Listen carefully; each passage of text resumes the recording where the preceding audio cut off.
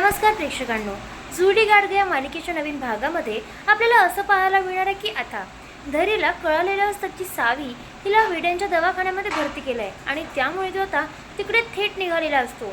तिकडे सावीला तिथे आणून कोंडण्यात आलेलं असतं। ती बिचारी खाली मान टाकून चुपचाप बसलेली असते। तितक्यातच बाहेरून धैर्य हा सावी म्हणतो। सावीला कळतं की धैर्य आलाय आणि ते पाहिल्यानंतर ती लगेच खुश होऊन बाहेर येत असते। त्यावर लगेच तो बोलतो, सावी मला माहिती तुझं काय झालंय आणि मी आता तुला न्यायला आलोय। त्यावर लगेच सावी खुश होते, फ्रेंड तू आलास ना। आणि असं म्हणून ते आता त्याच्यासमोर पुन्हा लहान बाळासारखं, म्हणजे ते असतेच म्हणत असे लहान बाळासारखं बोलत असते। ते पाहून तो बोलतो, होय आलोय आणि अजिबात काळजी करू नको, तुला काही होणार नाही। आता हे सगळं झाल्यानंतर लगेच तिथे बाजूनं नर्स वगैरे आलेले असतात आणि ते दोघांनाही दूर करण्याचा प्रयत्न करतात। पण आता हे पाहायला मनोरंजक ठरणार आहे की आता ते दोघंही एक होणार का, की त्यांच्या नात्यामध्ये आणखी काही त्यांची ताटातूट होणार। तुम्ही पूर्ण भाग बघा, तुम्हाला कळेल की काय झालं आणि काय नाही। तर झालं असं की आता दोघांची म्हणजे चुकामुक होते। इकडे धैर्य हा घरी जायला निघालेला असतो, तर सावीला आता ॲम्ब्युलन्समध्ये घेऊन जाण्यासाठी निघालेले असतात। खरं तर तिथे त्या दोन्ही नर्स आलेले असतात आणि बोलतात, चला तुम्हाला घेऊन जायचं आहे आणि तसंही तुम्हाला खूप चांगल्या जागी नेतोय। मुद्दा म्हणून सावीला तसं बोलत असतात की जेणेकरून या सगळ्यामध्ये तिला दुसरं काही वाटूच नये। त्यावरती बोलते, पण तुम्ही कोण आहात आणि मी फ्रेंडसोबतच जाणार, तुमच्यासोबत कुठेच जाणार नाही। त्यावर अनुराधा ही सावीला समजावत बोलते, सावी बाळा चल बघू, तुला तुझ्या फ्रेंडकडेच नेता येते। यामध्ये तर आता अनुराधासुद्धा सामील झालेली असते। खरं तर दामिनीच्या मनासारखंच हे सगळं होत असतं। सावी खूप ओरडाओरडा करत असते, तिला या सगळ्यामध्ये वाटत नसतं की तिने कुठेही जावं। ती खूप घाबरून गेलेली असते। त्यावर दामिनी बोलते, अगं सावी ऐक ना, जा की, तुला ते फ्रेंडकडेच घेऊन जातात आणि धैर्य आहे तिथे। त्यावर लगेच अनुराधा बोलते, हे बघा दामिनीताई, मला असं वाटतं की एकाएकी ही एकटी जाणार नाहीये आणि मलाच तिच्यासोबत जावं लागणार। त्यावर भाऊ आणि केतन बोलतात, आम्ही सुद्धा जातो आणि तुम्ही अजिबात काळजी करू नका, आम्ही सोबतच जाऊ। त्यावर आता दामिनी बोलते, होय चालेल की, जा तुम्ही, आणि त्याच्याशिवाय ती काही जाणार नाही। मला तर खूप भीती वाटते, पण तिथे जाऊ नये असंच वाटतंय, कारण ती शेवटी धैर्याची बायको आहे। तिचं म्हणणं नाहीच असतं, ती तोंडावर दाखवण्याचा प्रयत्न करते, पण तिच्या मनात चांगलेच खुशीचे फुलारे फुलत असतात। इकडे इरा बोलते, आता तर हा सगळा खेळ संपला। त्यावर सावी बोलते, हे बघा मला कुठेच जायचं नाहीये। त्यावर अनुराधा बोलते, चल बाळा आपल्याला जायचं की नाही, आणि तुला फ्रेंडकडे नेतोय मी।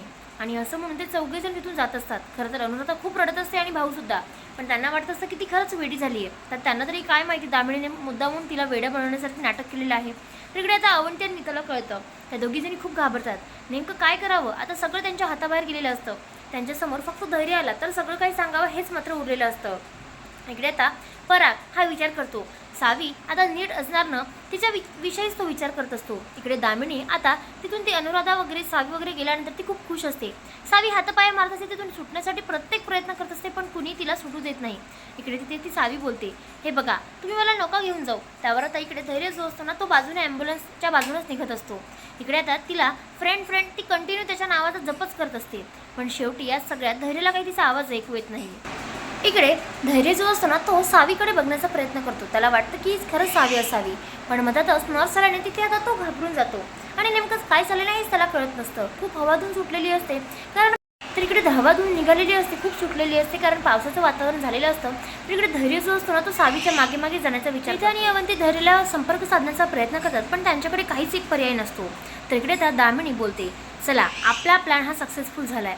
पण ती आता एकदम सावधपणे बोलत असते, कारण तिला माहिती असतं की नीता आणि अवंतीने जर हे सगळं ऐकलं तर ती सगळं धैर्यानं जाऊन सांगेल। तर इकडे इरा बोलते, वा आत्या वा, तुमचा प्लॅन काय मस्त होता। शेवटी ती सावी अखेर त्या सगळ्यांमध्ये अटकली आणि ती चांगल्याच वेड्याच्या हॉस्पिटलमध्ये, आता काही ती तिला सोडायची नाही आणि ती असं म्हणून खूप खुश होत असते। इकडे तिथे आता सावी जी असते ना, ती बिचारी रडत असते, तिला काय करावं ना काही एक कळत नसतं। धैर्य आता घरी पोहोचतो। धैर्य बोलतो, सावी कुठे आहेस तू। तो आता घरभर शोधण्याचा प्रयत्न करतो। इकडे दामिनी मुद्दाम चूप झालेली असते, कारण तिला माहिती असतं की जर आपण आता काही खरं सांगितलं तर खूप मोठा प्रॉब्लेम होईल, त्याच्यामुळे ती एकदम गप्प झालेली असते। नीता आणि अवंती आता धैर्यासमोर असतात। त्यावर लगेच तो आता सगळ्यांना बोलण्याचा प्रयत्न करतो, पण कुणीच काही बोलत नाही। तितक्यात नीता आणि अवंतीला बोलतो, वहिनी सांगा ना माझी सावी कुठे आहे, आणि ती दिसत नाहीये कुठेच। आता असं म्हटल्यानंतर लगेच ते सावीच्या विचारात ते बोलते, सावीला घेऊन गेले। त्यावर दामिनी डोळे काढून तिला म्हणजे काही न बोलण्यासाठी बोलत असते, मुद्दामून तिला बोलते की काही एक बोलू नको। त्यावर ती एकदम गप्प असते, तिला काय करावं ना काही एक कळत नसतं। सावी तिथून गेली हे त्याला पचवणं शक्य होत नसतं। तितक्या तिथे इरा बोलते, अहो धैर्य, तुम्हाला सांगू का, ती खूप वेड्यासारखी वागत होती. तिने चाकू धरून सगळ्यांच्या मागे मागे लागण्याचा प्रयत्न केला आणि इतकंच नाही, ते भाऊ आहेत ना तिचे आजोबा, त्यांच्यावर सुद्धा वार केला आणि शेवटी काय त्यांच्या हातून खूप रक्त निघालं. मग आमच्याकडे दुसरा काहीच पर्याय नव्हता. ती तर विलासदादांच्या मागे सुद्धा लागली होती. आता असं सगळं माहिती पडल्यानंतर तिथे तो बोलतो, कसं काय, पण हे शक्यच नाही आहे. आता तो विचारच करत असतो. त्यावर तो बोलतो, नक्कीच काहीतरी गोळ झाला आहे आणि मला आताच्या आता सावीकडे जावं लागेल. त्यावर दामिनी बोलते, धैर्य, हे बघ, मला खूप राग आला या सगळ्या गोष्टींचा. हे मला नकोच हवं होतं, पण काय करावं, दुसरा काहीच पर्याय नव्हता. जर तिने पुन्हा कुणाच्या जीवावर उठण्याचा प्रयत्न केला तर मग काय करायचं ना आपण. म्हणून मग मी या सगळ्यामध्ये हाच विचार केला की तिला वेड्यांच्या दवाखान्यात टाकणंच बरं. त्यावर लगेच धैर्य बोलतो, अगं आई, पण तुला कळतंय का तू काय वागली आहेस? माझ्या सावीला कसं काय तू वेड्याच्या हॉस्पिटलमध्ये टाकू शकतेस? त्यावर लगेच दामिनी बोलते, हाताबाहेर परिस्थिती गेल्यावर काय करायचं धैर्य मग आम्ही, तूच सांग आता. त्यावर तो बोलतो, मला काही एक ऐकून घ्यायचं नाही आणि मी आताच्या आता निघालोय. आणि असं म्हणून तो तर रागाच्या भरातीतून निघत असतो. त्यावर लगेच दामिनीला या सगळ्यामध्ये आता काय करावं काहीच कळत नसतं. तितक्यात तो बोलतो, काय चाललंय सगळं आता? आणि तितक्यात तो विचार करतो की काही झालं तरी मला आता सावीला आणावंच लागेल. आणि म्हणून तो सावीच्या भेटीसाठी तो तिच्या ओढीने तिकडे निघालेला असतो. इकडे सावी बोलते, प्लीज मला इथे नका आणून ठेवूयात. तिथे आता तिने काही खाल्लं पिलं नसल्याने तिची बेशुद्ध अवस्था झालेली असते. तिलाही कळत नसतं की ती नेमकी कुठं चालली आहे. तिथे आता ती आतमध्ये गेल्यानंतर तिला त्या नर्स सलाईन वगैरे लावतात आणि तिच्यामध्ये शक्ती यावी म्हणून सगळे प्रयत्न चालू ठेवतात. इकडे आता भाऊ, अनुराधा, केतन हे तिघेजण तिथे असतात. आता ते तिघांनाही कळत असतं की नेमकं काय करावं. तितक्या तिथे ते आता डॉक्टर बोलतात, हे बघा मॅडम, मला असं वाटतं की तुम्ही आता घरी चाललं जावं. त्यावर ती बोलते, पण आमची सावी. त्यावर डॉक्टर बोलतात, तुम्ही अजिबात काळजी करू नका, तुमच्या सावीला काही एक होणार नाही आहे आणि आम्ही आहोत की त्यांच्यासाठीच आहोत की तुम्ही अजिबात काळजी करू नका, आम्ही बघूयात त्यांच्याकडे. आणि असं म्हणून ते या सगळ्यामध्ये तिथून त्यांना निघून जाण्यासाठी. आता विलास आणि भास्कर यांना खूप टेन्शन आलेलं असतं. दामिनी आणि इरा त्याच्यापेक्षा जास्त. दामिनी बोलते, काय करावं काहीच कळत नाहीये. जर या सावीने सगळं काही सांगून दिलं तर खरं खरं. इतक्या तिथे ते चौघही जण घाबरलेले असतात. इकडे सावीकडे धैर्य आलेला असतो. धैर्याला तर पहिले ते डॉक्टर्स नाहीच म्हणत असतात की तुम्ही दूरच राहा. पण त्यावर तो बोलतो, तुम्हाला कळतंय का तुम्ही कोणाशी बोलताय? धैर्य मुजुमदार आहे आणि ती माझी बायको आहे. तिची फक्त मेमरी लॉस झाली आहे, बाकी काहीच नाही. आणि ती एकदम ठणठणीत आहे. तुम्ही असं कसं काय आणू शकता इथे? आणि तुम्हाला कोणी सांगितलं ती वेडी आहे म्हणून? आणि चांगलाच त्याने तिथे रुबाब झालेला असतो. आता हे सगळं माहिती पडल्यानंतर तिथे ते सगळे स्टाफ सॉरी म्हणत असतात. त्यावर सावी बोलते, फ्रेंड, तुला माहिती नाही माझ्यासोबत खूप सगळ्यांनी मला त्रास दिला आहे. आणि असं म्हणून सांगतो, ते दोन दादांनी तोंडाला काळं लावलं आणि मला खूप घाबरवलं. आणि असं म्हणून ते त्या एकूण एक सांगत असते. त्यावर धैर्य बोलतो, खरंच हे सगळं झालंय? त्यावर तो मनातल्या मनात विचार करतो, तरीच मी विचार करत होतो की हे सगळे खुश कसे काय होते. त्यावर ती लगेच बोलते, माझं ससुल्या नाही का ससुल्या, त्या सुसुल्याचं कान पण कापलं त्यांनी. त्यावर लगेच तो बोलतो, अच्छा अजून काय झालं? कारण त्याला सगळं माहिती करून घ्यायचं असतं. ज्याने कोणी सावीला त्रास दिलाय ना, त्याला घराच्या बाहेर काढायची त्याला संधी आता हातात चालून आलेली असते. त्यावर लगेच तिथे ती बोलते, मग तुला माहिती आहे का, मग माझ्या ससुलाला त्या मूर्ख मुलीने नाही का त्या खोटाडीने जाळून टाकलं आणि मग त्याला खूप त्रास दिला आणि मला ते सहनच नाही झालं. म्हणून मला खूप राग आला होता. मी खूप रडत होते आणि मग मला त्यांनी म्हटलं की हा चाकू हातात घे आणि मग सगळ्यांच्या मागे धाव. आणि मी तसंच करत होते, मी बाकी काहीच नाही केलं. आणि त्याच्यानंतर ते आजोबा आले, आजोबाला चुकून लागलं. मी काहीच करण्याचा प्रयत्न नाही केला तरी त्यांनी मला या सगळ्यामध्ये अडकवलं.